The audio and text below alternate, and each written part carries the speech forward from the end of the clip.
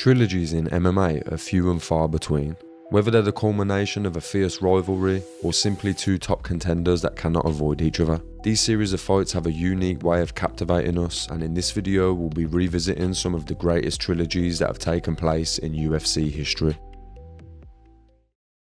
Where better to start than the first trilogy to ever be contested in the UFC, featuring the legendary rivalry between Randy Couture and Vitor Belfort. These two warriors clashed 3 times, with their first bout taking place all the way back in October of 1997 at UFC 15 Collision Course. A very young Vitor Belfort was set to face Randy the Natural Couture in a heavyweight title eliminator. Both Vitor and Randy had already made their marks earlier in the year by winning heavyweight tournaments at UFC 12 and UFC 13 respectively. Vitor started off strong, landing some solid strikes on the feet. However, with his championship level background in Greco-Roman wrestling, Randy was able to take the fight to the ground where he could unleash punches and elbows of his own. The fight eventually returned to defeat, where Couture relentlessly pressured Belfort, initiating clinches to set up massive uppercuts. One of these uppercuts dropped Belfort, and Couture followed up with a flurry of brutal knees and punches, forcing referee Big John McCarthy to step in at 8 minutes and 16 seconds. The next chapter in the Couture-Belfort saga unfolded 7 years later at UFC 46 Supernatural. This bout was mired in controversy as it ended after just 49 seconds due to a doctor stoppage. After a glancing punch from Belfort, Couture could be seen wincing in pain against the fence. John McCarthy quickly noticed and called in the ringside doctor, who determined that Couture was unable to continue.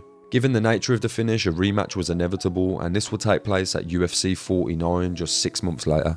The first 2.5 minutes of the round was spent against the cage, with the referee separating the fighters and asking for more action. Couture then took the fight right back over to the fence where he'd take Belfort down. But with only a minute or so left in the round, Couture hadn't left himself very long to work with.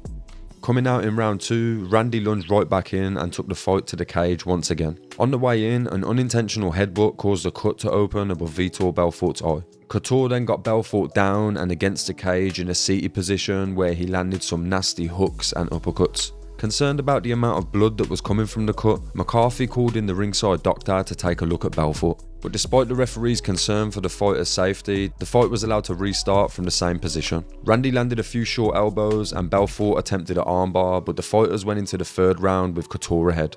In the 3rd round, Couture took the fight straight back to the ground and continued to maul Belfort against the fence. As the klaxon sounded for the end of the 3rd round, Couture looked largely undamaged, while Belfort was battered and bloody. It was at this point that the doctor took another look at the cut and advised Big John to call the fight, making Randy Couture the 2-time champion in both the light heavyweight and heavyweight divisions. These days, fights like this where we have a 36-year-old fighting an 18-year-old would be considered a passing of the torch moment. What Couture vs Belfort delivered was instead one of the most memorable MMA trilogies of all time. Record setter Randy would then go on to be the first man to complete 2 trilogies under the UFC banner when he went 1-2 against the rising star Chuck Liddell. It was a toss-up between the two for which one to include in the video, but I went with this one purely because it was the first one. The heavyweight division's a bit lackluster at the moment, with the current champion having been inactive for over 500 days. Oh, sorry, wrong champion. But just a few years ago, former champions Daniel Cormier and Stipe Miocic completed an entire trilogy in just 770 days. The Cormier vs Stipe trilogy began at UFC 226 in July of 2018. By that time, Daniel Cormier had already established himself as a dominant figure in the UFC, having a few fights at heavyweight and then going on to reign as the light heavyweight champion. Seeking to make history, Cormier decided to move back up to heavyweight and challenge Stipe Miocic, who was widely considered as one of the greatest heavyweight champions in UFC history. The fight was set to be a significant clash between two champions at the peak of their careers. In a surprising outcome, Cormier knocked out Miocic in the 1st round, capturing the UFC Heavyweight Championship and becoming only the 2nd fighter in UFC history to hold titles in 2 different weight classes simultaneously. The 2nd fight took place just over a year later at UFC 241 in August 2019. This time, Miocic came in with a more focused strategy, having analysed the mistakes he made in their first encounter. The fight was a tough back and forth battle, with Miocic absorbing heavy strikes from Cormier but managing to stay in the fight. As the fight progressed, Stipe started targeting Cormier's body with punishing strikes. This approach paid off in the 4th round, as Stipe's relentless body shots had took their toll, leading to a TKO victory and allowing him to reclaim the heavyweight title. With the series tied at 1 each, the third and final fight between Cormier and Miocic took place at UFC 252 in August 2020. Both fighters understood that this bout would determine who would be remembered as the greatest heavyweight of their era. The fight was closely contested, with each fighter demonstrating their skills and resilience. However, Stipe's conditioning and tactical approach ultimately proved decisive. He won the fight by unanimous decision, closing out the trilogy and reinforcing his status as the greatest heavyweight champion in UFC history. The next feud was one swimming in bad blood, and we have to go all the way back to 1999 to see where it actually began. Tito Ortiz would avenge a loss to Guy Metzger to win the middleweight tournament at UFC 15 Ultimate Young Guns. Anyway, after destroying Metzger, Tito would switch his focus to the opposition corner and give them all the middle finger. One person who would really take offense to this was Ken Shamrock, who would go ahead and voice this to Tito in a totally amicable and peaceful way. Ken's brother Frank would get his hands on Ortiz first, where he made Tito submit to strikes late into the 4th round. By 2002, the anticipation for the showdown between Shamrock and Ortiz had been building for years. Ortiz was at the peak of his career, reigning as the UFC light heavyweight champion, and Shamrock was considered a legend of the sport. However, he was 2-3 in his last 5 fights. The build up to the fight was hilarious, with Ken Shamrock displaying his signature roid rage fits, and Tito Ortiz displaying his signature Ortizism. And that combination gave us this iconic moment. So if I was you, I hope to God you come ready, because if you don't, I'm going to beat you into the living death.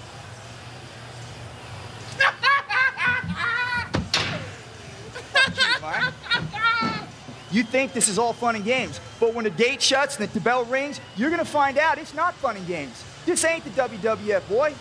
When the gate shut and the bell rang, it was Ken who would in fact find out that it was not all fun and games. Tito Ortiz absolutely smashed Shamrock in a truly dominant performance to regain his light heavyweight title. In an act of class, Tito would raise Ken's hand and walk him around the octagon, and it seemed like the feud had been settled. Tito went on to win against everyone not named Couture or Liddell, and Ken would go on to lose to everyone not named Chemo Leopoldo. But in 2006, the rivalry would be sparked once again when the pair were picked to coach opposing teams on the 3rd season of The Ultimate Fighter. This season would deliver as expected, with Ken and Tito going at each other at every chance. Ortiz and Shamrock would then go at it for the 2nd time a few weeks later on UFC 61 Sylvia vs Arlovsky. There's a chance that if you got up to go for a piss, get a drink, or anything else that takes over 80 seconds, then you would have missed this one, as Tito was able to slam Ken to the canvas and smash his head with 5 unanswered elbows. Herb Dean had seen enough, and the fight was stopped at 1 minute and 18 seconds of the 1st round. The crowd would relentlessly boo the stoppage immediately, and they'd also boo Ortiz during his post-fight interview. During that interview, Ortiz said that he'd be happy to face Ken for the 3rd time, and the trilogy fight was on. This time, the two would headline their own card, which featured a few fighters from the Ultimate Fighter on the undercard. Even though Tito had already dominated Shamrock twice, people were still interested in seeing how this trilogy would end. When fight night came around, it was clear that the dynamic hadn't changed. Ortiz took control from the start, using his wrestling to get Shamrock down and keep him there. Shamrock, as tough as he is, just couldn't keep up with the younger, stronger Ortiz. Once on the ground, Tito wasted no time landing hard shots, causing Herb Dean to step in and stop the fight at 2 minutes and 23 seconds of the 1st round. This time, the reaction wasn't as loud or controversial as their last fight. Everyone knew that Shamrock wasn't on Tito's level anymore, and there wasn't much left to argue about.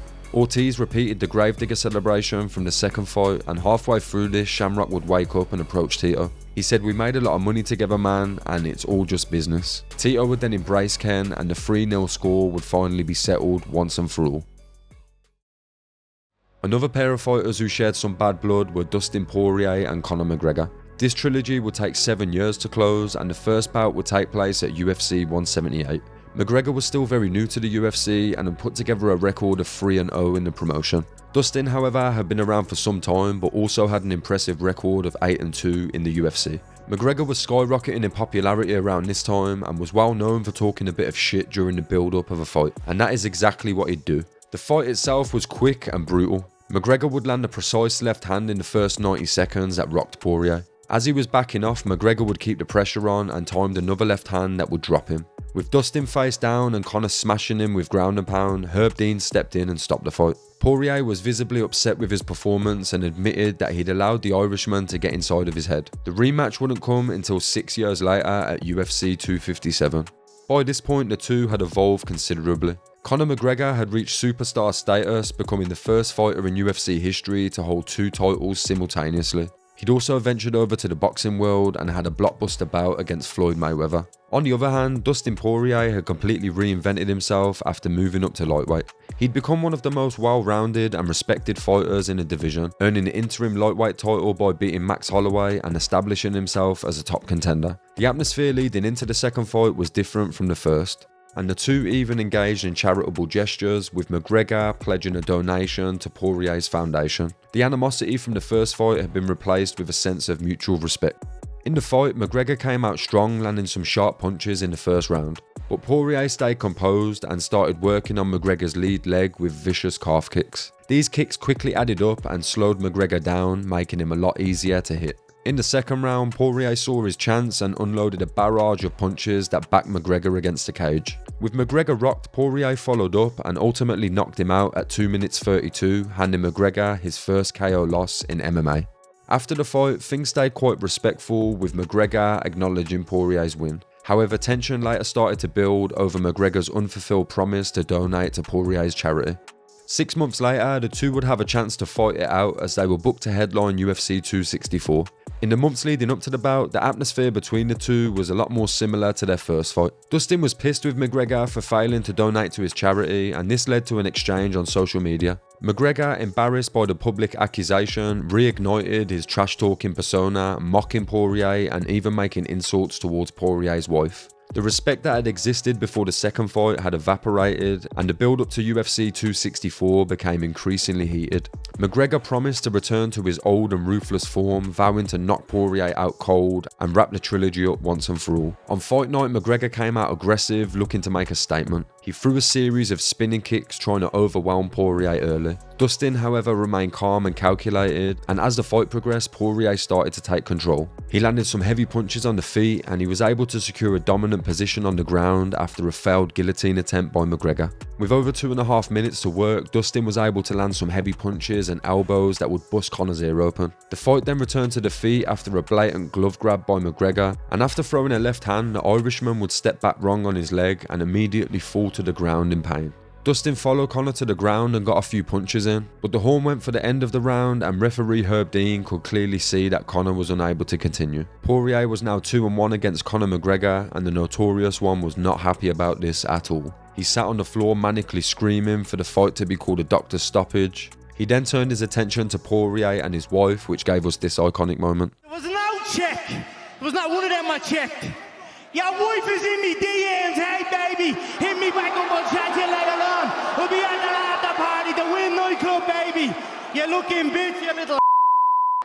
Since then, McGregor's been scheduled to fight Michael Chandler about 10 times, starred in a movie, and been arrested for dangerous driving. In the same time, Poirier stayed active and fought 5 times, with 2 of them being title shots against Oliveira and Islam. Whether or not we'll see Conor again in the octagon, I don't know. One thing I do know is liking this video will massively help the channel reach new viewers. So if you enjoyed this one, then do us a solid and hit the thumbs up button before you leave. Also, let us know down in the comments what your favourite trilogy is. Thanks a lot for watching, and we'll hopefully catch you all in the next one.